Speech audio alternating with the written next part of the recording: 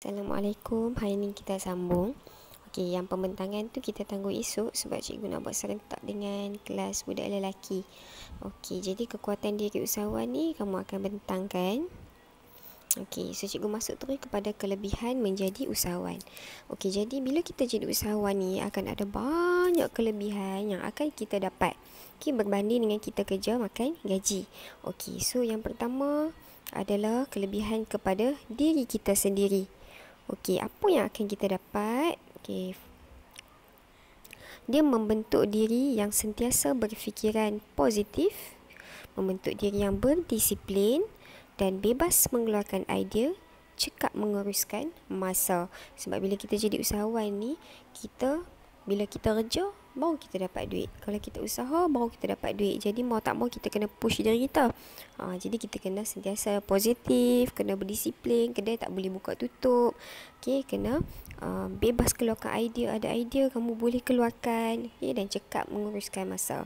Okay, yang kedua, mewujudkan sikap berdikari. Bila jadi usahawan, kamu akan berdikari lah. Tak boleh mengharapkan orang lain. Memang kena bergantung kepada diri sendiri. Okay, yang ketiga, dapat menjana sumber pendapatan diri dan keluarga. Okay, bila dah jadi usahawan, kamu berniaga, dapat untung, jadi itu menjadi sumber pendapatan kepada kamu. Okay, yang kedua adalah kepada keluarga.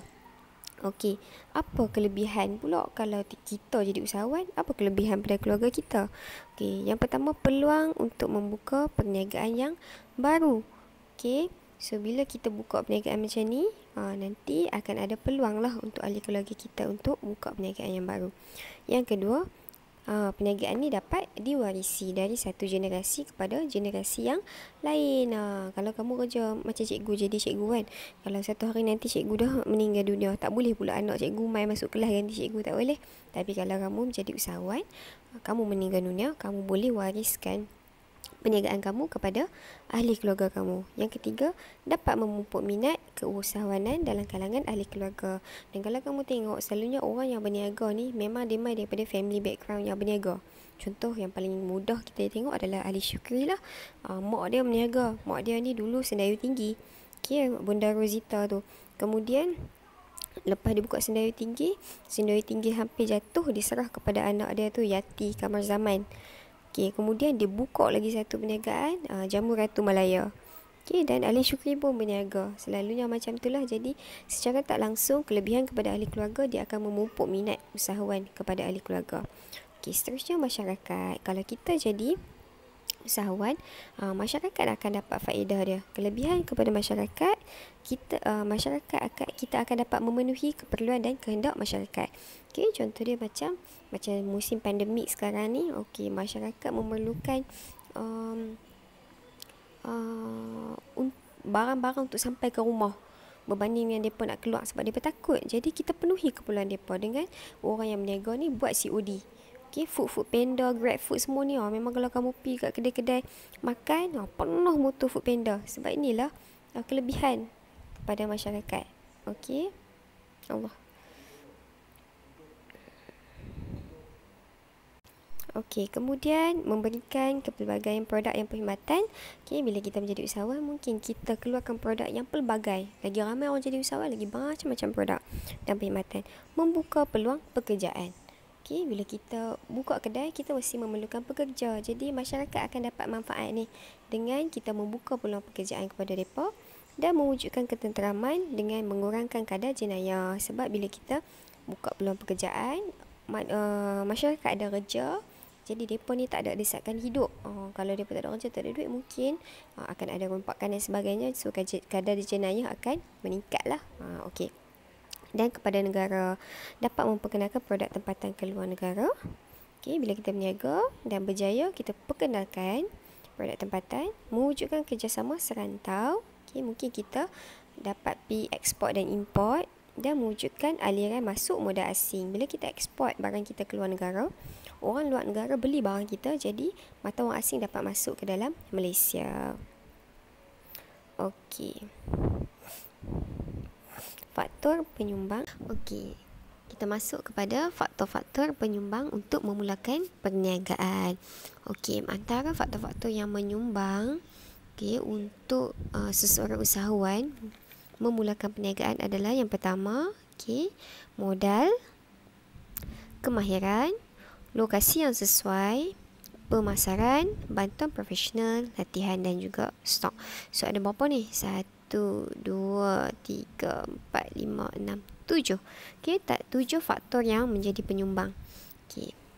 Kita pergi kepada faktor yang pertama, iaitu modal. So bila seseorang usahawan nak memulakan perniagaan, modal ni adalah benda yang sangat penting untuk dia. Selalunya kalau kita nak mula perniagaan tak ada modal, tak boleh jalan. Sebab bila kita nak mula perniagaan ni, kita kena beli bahan mentah, kena bayar gaji. So kalau tak ada duit macam tu, macam mana nak beli? So modal perniagaan ni boleh jadi bukan dalam bentuk duit sahaja. Modal bukan dalam bentuk duit tunai sahaja. Dia boleh jadi dalam bentuk alatan, dia boleh jadi dalam bentuk stok, dia boleh jadi dalam bentuk bangunan, dia boleh jadi dalam bentuk kenderaan. Semua tu kita sebut sebagai modal.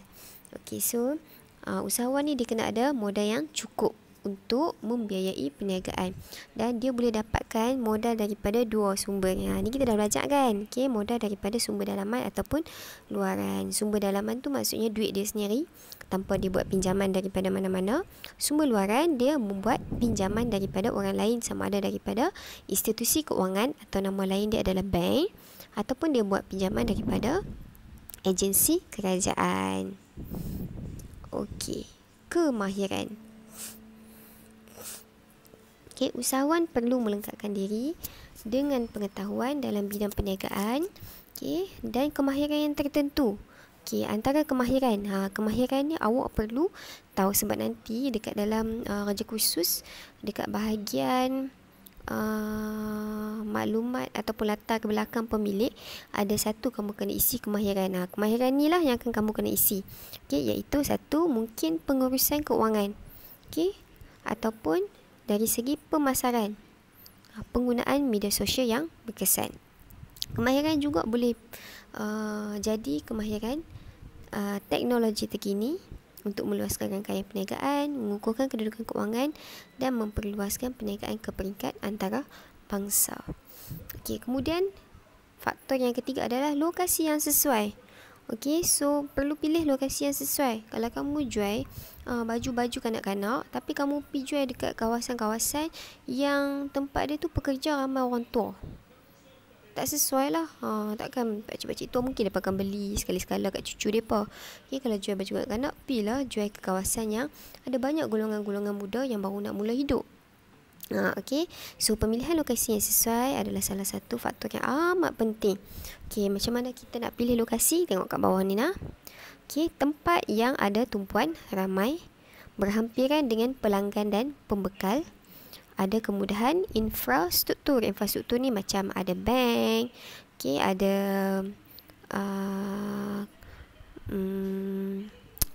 pasar raya, dan juga mudah dikunjungi. Ni pergi buat dekat tempat gym bertendang, orang nak pergi kena naik 4x4. Lokasi tak sesuai lah. Cari lokasi yang mudah dikunjungi. Yang keempat adalah stok. Stok ada dua jenis. Satu nama dia stok bergerak pantas, satu lagi stok bergerak perlahan. Stok yang bergerak pantas ni dia mesti dijual dengan cepat. Kalau tidak, dia akan rosak. Selalunya stok bergerak pantas ni adalah makanan-makanan dan juga bahan-bahan mentah. Ni stok bergerak cepat lah ni. Dia adalah stok yang dijual dengan cepat. Yang kedua, stok yang bergerak perlahan. Dia ni stok yang ambil masa yang lama untuk dijual. Selalunya stok yang bergerak perlahan ni adalah stok yang mahal.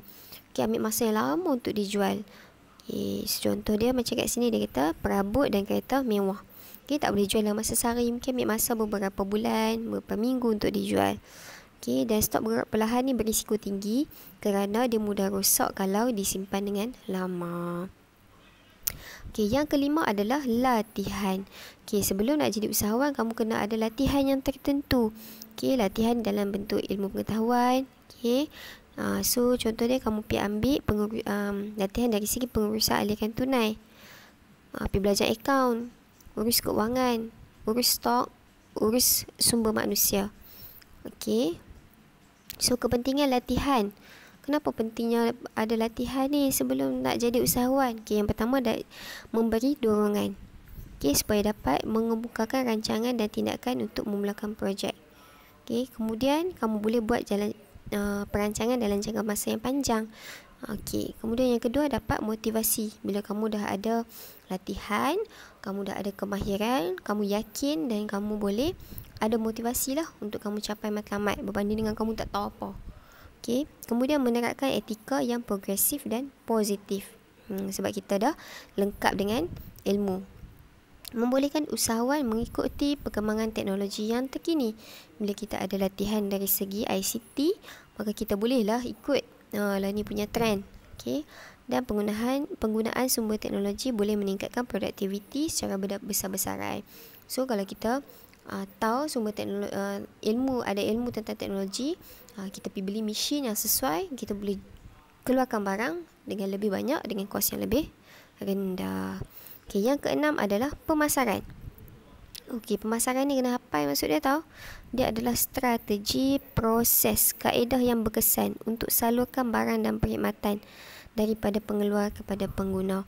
Okey, so dia punya keyword dia yang pertama, dia adalah proses atau kaedah. Okey, untuk salurkan barang dan perkhidmatan. Dia satu kaedah untuk kita salurkan barang dan perkhidmatan daripada siapa? Daripada pengeluar kepada pengguna. Okey, so ada 4 benda lah. Satu, dia adalah satu proses atau kaedah. Yang kedua, kaedah apa? Untuk salurkan barang dan perkhidmatan. Okay, kepada siapa? Daripada pengeluar kepada pengguna. Itu adalah pemasaran. Okay, so dalam pemasaran ada 4P. Okay, yang ni adalah produk. Okay, price, harga. Promotion ataupun promosi, dan place, tempat. Okey, jadi pemasaran ni dia bermula daripada sebelum produk tersebut dicipta. Okey, pemasaran ni bermula daripada design. Lepas design, keluar prototype. Lepas keluar prototype, baru buat keluar barang. Itu semua dalam pemasaran. Dan bila barang dah ada, dia fikir pula cara nak promosi.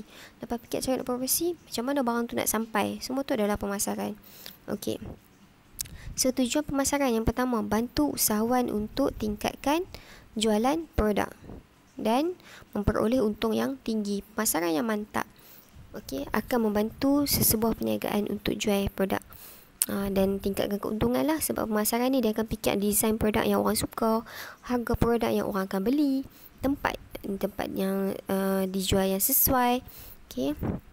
Kemudian bantu usahawan melakukan penjenamaan semula. Okey, contoh dia macam aircon. Okey, satu ketika dulu aircon ada satu brand yang memang sangat popular, nama dia York.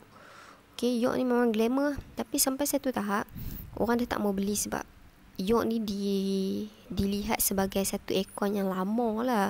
Teknologi dia tak canggih. Orang suka beli Panasonic, orang suka beli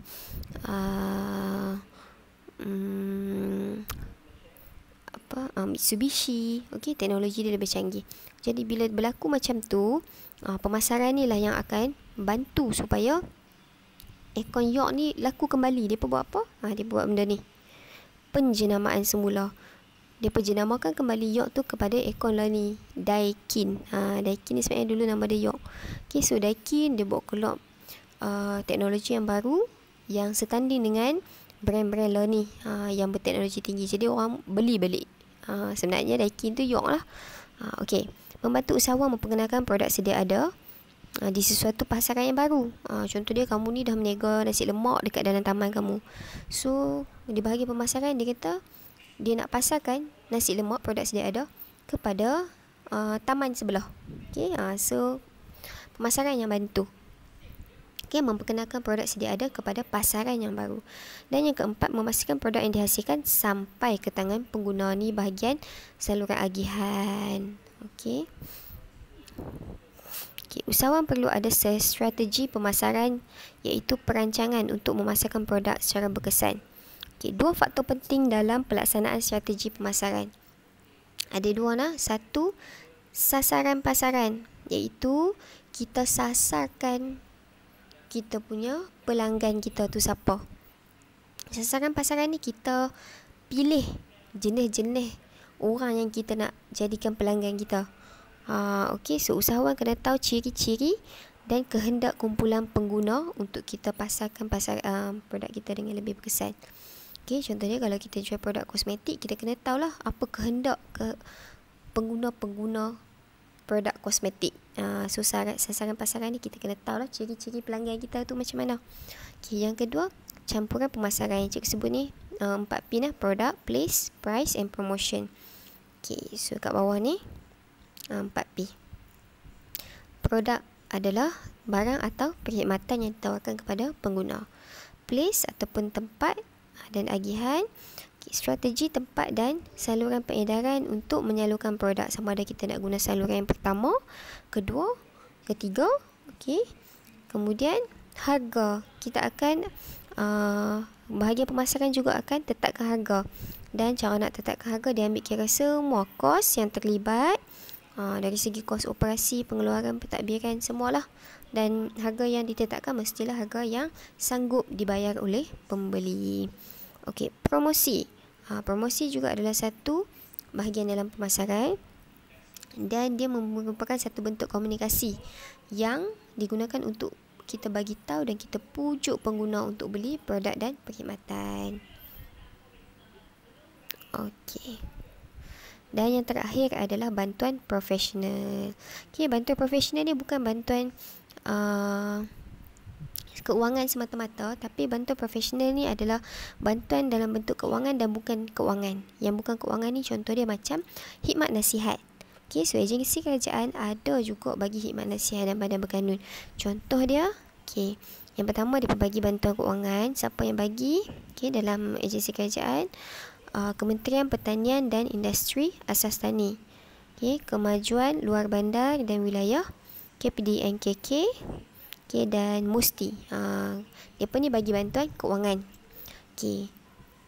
Kemudian yang ni untuk kerajaan. Kalau badan berkanun kita ada ni. Okey, MARA, SME, Bank Simpanan dan juga CGC. Okey, badan berkanun ni apa? Badan berkanun ni dia macam half kerajaan, half swasta. Okey, macam MARA ni dia ada owner dia. Okey, BSM pun sama. Okey, dan CGC. CGC kita belajar sebelum ni kan, Syarikat Jaminan Kredit Malaysia. Okey, so kedua-dua ni adalah bantuan profesional. Satu agensi kerajaan, satu lagi badan berkanun. Okey, yang kedua, bantuan dari segi nasihat. Okey, ni adalah agensi yang membantu, iaitu MACD, Kementerian Pembangunan Usahawan dan Koperasi Malaysia. Okey, Pusat Pembangunan Usahawan Malaysia, Institusi Pembangunan Usahawan IPK, UDA dan firma swasta seperti firma Konsultan dan Guaman, cuma yang kena bayar lah. Okey. Okey, so itu saja. Esok kita akan